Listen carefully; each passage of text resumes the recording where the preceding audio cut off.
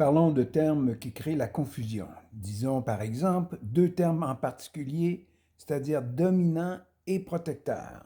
Alors, on va dire d'un chien dominant que c'est dans ses gènes. On suppose qu'il a une façon d'agir pour que les autres soient soumis à lui.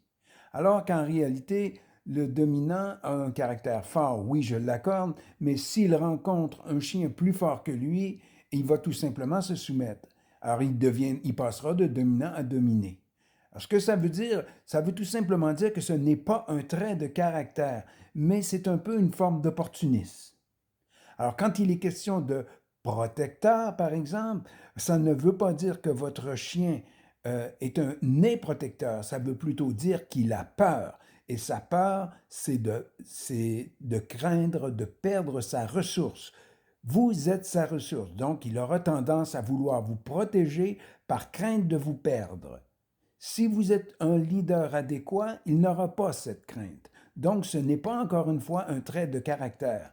Oui, on va dire de certains chiens, comme le berger allemand, qui sont très protecteurs, mais à la base, c'est une crainte de perdre sa ressource.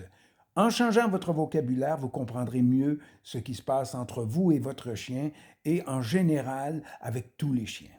Sur ce, bonne journée et à bientôt.